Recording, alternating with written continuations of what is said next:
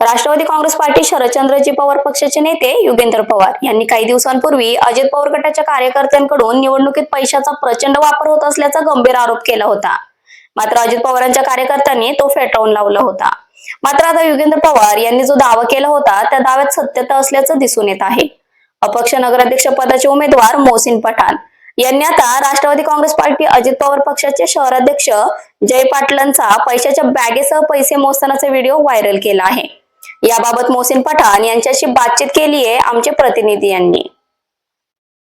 नमस्कार, Maharashtra today live मध्ये आपलं स्वागत.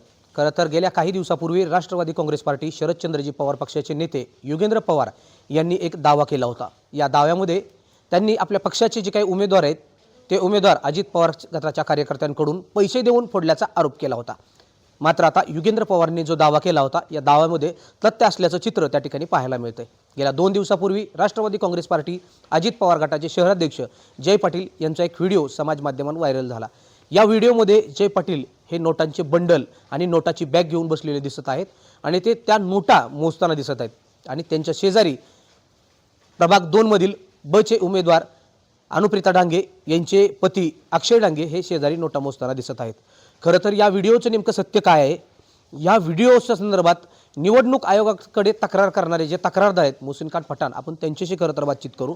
काय सांगाल, काय नेमका प्रकार आहे? निवडणुकीच्या काळामध्ये असे व्हिडिओ व्हायरल होत आहेत ज्यामध्ये एक सुटकेस दिसते, सुटकेसमध्ये मोठा एक रक्कम त्या ठिकाणी पाहायला मिळते. मध्यंतरी निवडणुका स्थगित झाल्या, पण त्या निवडणुका स्थगित होण्यापूर्वी बारामतीत 8 वॉर्डात 8 नगरसेवक बिनविरोध निवडून आले. त्यावर युगेंद्र पवार यांनी आरोप लावले की हे निवडणूक किंवा हे उमेदवार निवडून आणण्यासाठी धनशक्तीचा वापर करण्यात आला. तर त्या संदर्भात मी 1 डिसेंबर रोजी निवडणूक आयोगाकडे तक्रार केली की ज्या 8 वॉर्डात नगरसेवक बिनविरोध निवडून आलेत त्यांची व ज्यांनी माघार घेतलेत त्यांची SIT मार्फत चौकशी व्हावी. कारण माझ्यासारखा सर्वसामान्य कार्यकर्ता जो आपल्या कामाच्या जीवावर किंवा क्षमतेच्या जीवावर निवडणूक लढवतो, पण त्याच ठिकाणी जर आचारसंहितेचा भंग करून मतदारांना पैशांचा आमिष दाखवून जर मतदान विकत घेतलं असेल तर ह्यातवर निवडणूक आयोग करतंय काय? अशातच एक व्हिडिओ प्रसारमाध्यमातून किंवा माझ्याकडे एक व्हिडिओ आला. त्या व्हिडिओमध्ये बारामती शहर राष्ट्रवादी काँग्रेस पार्टी अजित पवार गटाचे शहराध्यक्ष जय पाटील हे खुर्चीवर बसून राष्ट्रवादी भवन शारदा प्रांगण येथे पैसे मोजतानाचा तो व्हिडिओ आहे. त्यांच्या शेजारी वॉर्ड 2 मधल्या नगरसेविका त्यांचे मिस्टर अक्षय डांगे हेही पैसे मोजतायत. मग हे नक्की पैसे मोजतायत कशाचे? ह्यांच्याकडे निवडणूक काळात हा पैसा आला कुठून?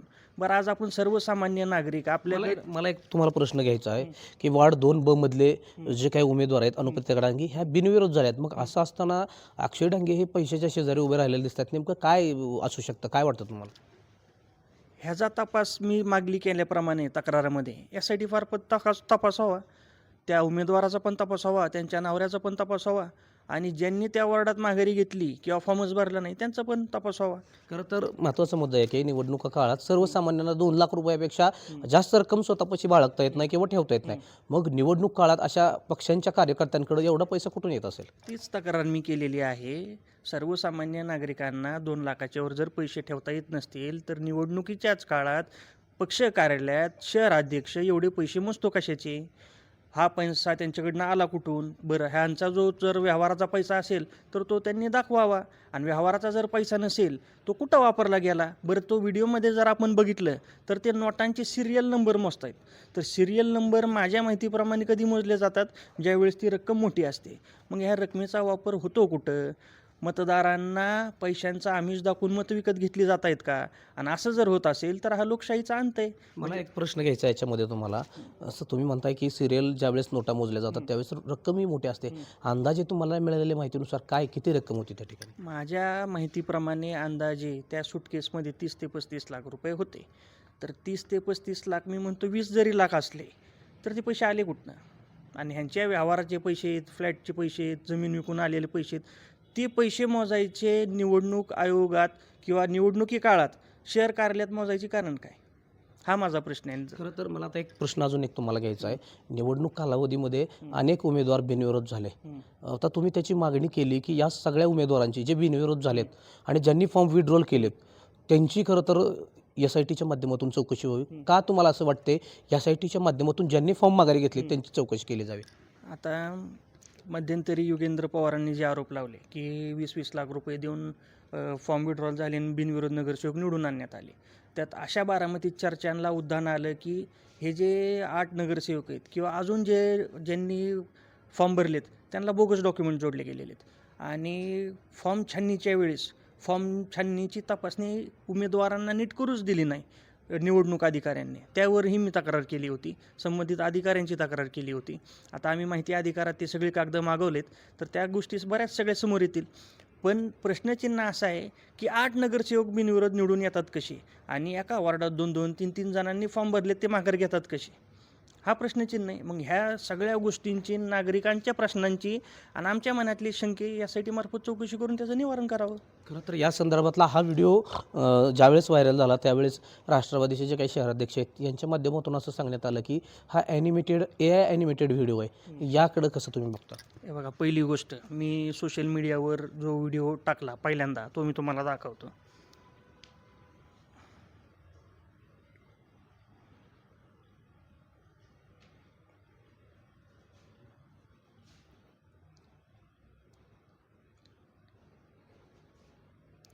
आता ह्या व्हिडिओमध्ये आपल्याला कोणाचा चेहरा, कोणाचा फोटो, कुठलं बॅकग्राऊंड दिसतंय का? आपल्याला ह्याच्यामध्ये काहीच दिसत नाही, माणूस दिसत नाही, मग कुठलं स्थळ दिसत नाही, काहीच दिसत नाही. मग कशावरनं हा व्हिडिओ त्यांचाच आहे त्यांनी गृहीत धरलं? मग असंच आहे का, हा व्हिडिओ खराच त्यांचा आहे का? मी तर मागणी केली की बाबा हा व्हिडिओ खरा आहे की खोटा आपण तपासावा, आणि असं जर होत असेल तर निवडणूक आयोग करतंय काय, ही माझी मागणी. खरं तर आता या सगळ्यामधून तुम्ही जी काही मागणी केली या संदर्भात तुम्ही वरिष्ठांकडे दाद मागणार आहात की किंवा न्यायालयीन काही लढा लढणार आहात का? मी केंद्राचे निवडणूक आयुक्त ज्ञानेश कुमार साहेब ह्यांच्याकडे तक्रार केलेली आहे.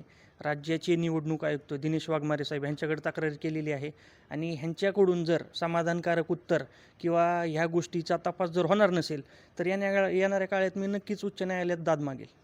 तर खूप खूप धन्यवाद. हे होते मोहसिन खान पठाण. खरं तर त्यांनी जे आरोप केलेत हे आरोप प्रचंड गंभीर आहेत. मात्र त्यांनी केवळ हे आरोप केले नाहीत, त्या संदर्भातले पुरावे देखील आपल्याकडे दिलेले आहेत. खरं तर या सगळ्यामध्ये राष्ट्रवादी काँग्रेस पार्टीचे शरदचंद्रजी पवार पक्षाचे नेते युगेंद्र पवार यांनी काही दिवसापूर्वी एक आरोप केला होता. या आरोपामध्ये त्यांनी अजित पवार पक्षाच्या कार्यकर्त्यांकडून खरं तर पैशाचा वापर केला जातोय आणि उमेदवार फोडले जातात असा आरोप केला होता. मात्र यानंतर युगेंद्र पवारांनी केलेले आरोप खोटे आहेत असे अजित पवारांच्या कार्यकर्त्यांनी म्हटलं होतं. मात्र मोहसिन खान पठाण यांनी जो व्हिडिओ दाखवला, खरं तर युगेंद्र पवारांनी जो दावा केला होता, युगेंद्र पवारांनी जो आरोप केला होता, या आरोपामध्ये कुठेतरी आता सत्यता असल्याचं चित्र त्या ठिकाणी पाहायला मिळतंय. खरं तर या सगळ्यामध्ये मोहसिन खान पठाण यांनी एक महत्त्वाची मागणी निवडणूक आयोगाकडे केली आहे. निवडणूक कालावधीमध्ये राष्ट्रवादीचे 8 नगरसेवक बिनविरोध होतात कसे? या 8 बिनविरोधक ज्या ठिकाणी झालेले आहेत त्या ठिकाणच्या ज्यांनी अर्ज विड्रॉल केलेले आहेत त्या उमेदवारांची देखील SITच्या माध्यमातून चौकशी केली जावी. कारण अजित पवार पक्षाच्या कार्यकर्त्यांकडून मोठ्या रकमेचा, मोठ्या पैशाचा वापर या निवडणुकीत करण्यात आल्याचा आरोप त्यांच्याकडून केला जातो आहे. यामुळे या संदर्भातली तक्रार त्यांनी निवडणूक निर्णय अधिकाऱ्यांकडे केलेली आहे. निवडणूक निर्णय अधिकारी या संदर्भात काय निर्णय घेत आहेत यानंतर त्यांची पुढची दिशा असणार आहे. मात्र या सगळ्या प्रक्रियेनंतर जर प्रशासनाकडून त्यांना न्याय मिळाला नाही तर येणाऱ्या कालावधीमध्ये न्यायालयामध्ये जाण्याचा ठाम विश्वास मोहसिन खान पठाण यांनी व्यक्त केला आहे. कारण सर्वसामान्यांना निवडणुकीच्या कालावधीमध्ये 2 लाख रुपयापेक्षा जास्त कॅश आपल्या जवळ बाळगता येत नाही.